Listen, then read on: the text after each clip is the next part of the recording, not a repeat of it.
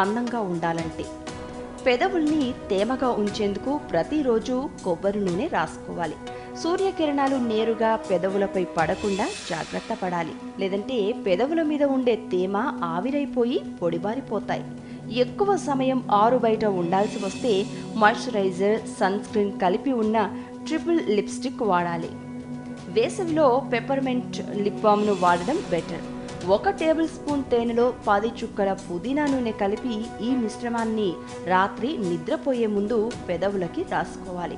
పుదీనాకి బదులు grape fruit, lavender essential నూనెలను ఒక్కోటి 10 చుక్కల చొప్పున కలిపి కూడా వాడొచ్చు.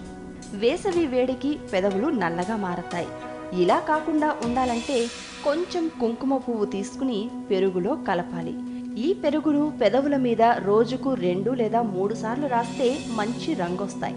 కార్బోనేటెడ్ సోడా, టీ, కాఫీ వంటి పానీయాలకు గుడ్ బై చెప్పాలి.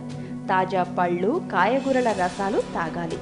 భోజనంలో మజ్జిగ తీసుకోవడం శ్రేయస్కరం. ఒక్క మాటలో చెప్పాలంటే ద్రవ పదార్థాలు ఎక్కువగా తీసుకోవాలి. ఆకుపచ్చని కాయగూరలు, పళ్ళు ఎక్కువగా తినాలి. విటమిన్లు పుష్కలంగా ఉన్న ఆహారాన్ని తీసుకోవాలి. నీళ్లు ఎక్కువగా తాగాలి. ఈ జాగ్రత్తలు వాతావరణంలో ఏర్పడే మార్పు పెదవుల మీద పడకుండా కాపాడతాయి.